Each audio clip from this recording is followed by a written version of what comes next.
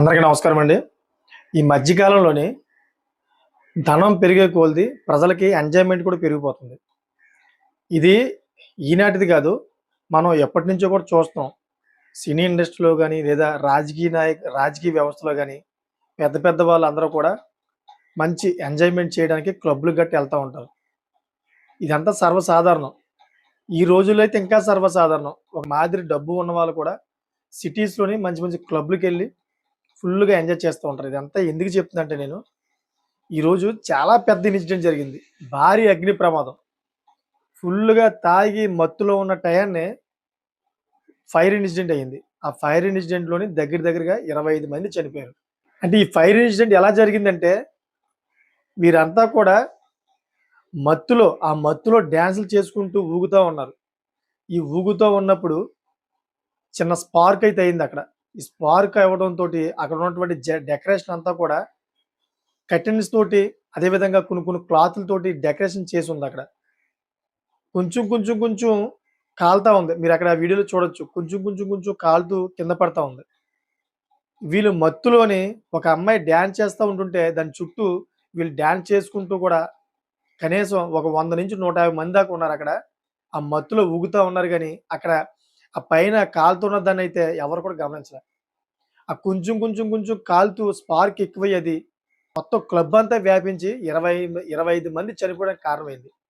So, అక్కడ ఎవరైతే క్లబ్‌లో బాగా ఎంజాయ్ చేద్దామని వచ్చారో, వాళ్ళకైతే ప్రమాదం తక్కువగానే ఉంది గానీ, పాపం చాలా దూరాల నుంచి వచ్చి, ఆ క్లబ్‌లో పనిచేయడానికి పాపం ఎవరైతే వర్కర్స్ జాయిన్ అయ్యారో, 14 మంది పాపం చనిపోయారు. వర్కర్స్ ఎలా చనిపోయారో అనుకుంటారేమో. వర్కర్స్ ఎలా చనిపోయారంటే, వీళ్ళు మత్తులో తూగుతూ వీళ్ళు తినడానికి చికెన్ అని, ఫిష్ అని, ఇంకా రకరకాల ఫుడ్స్ వీళ్ళకి కావాలి. వాళ్ళందరికి కూడా వీళ్ళు తయారు చేసి అందిస్తా ఉండాలి.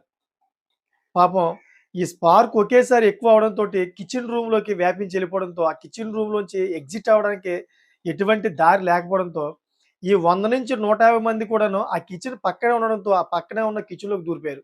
దూరిపోయేసరికి పాపం ఆ 14 మంది వర్కర్స్ కూడా బయటికి రాలేని పరిస్థితి.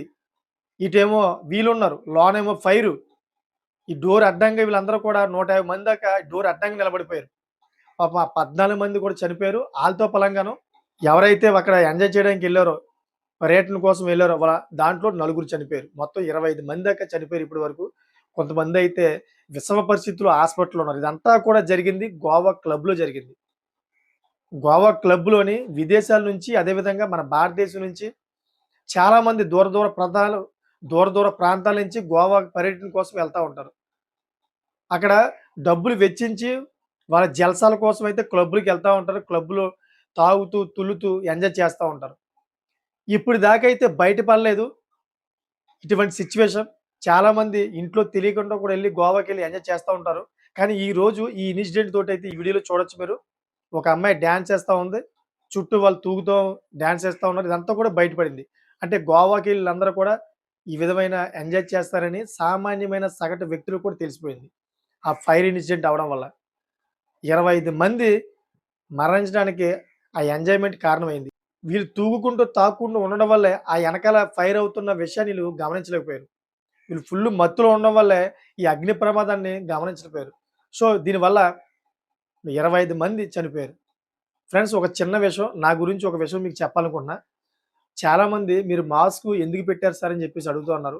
కొంతమందైతే బ్యాడ్‌గా కూడా అడుగుతున్నారు. ముందు మాస్క్ తీయరా బాబు చూడలేకపోతున్నామని.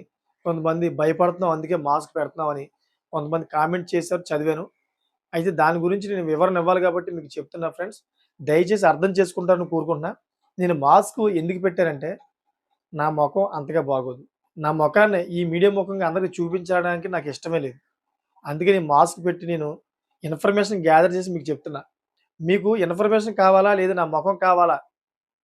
మీకు ఇన్ఫర్మేషనే కావాలనుకుంటే మీరు నా వీడియో చూడండి. నా మొఖం కావాలంటే గనక నా వీడియో చూడక్కర్లేదు ఫ్రెండ్స్.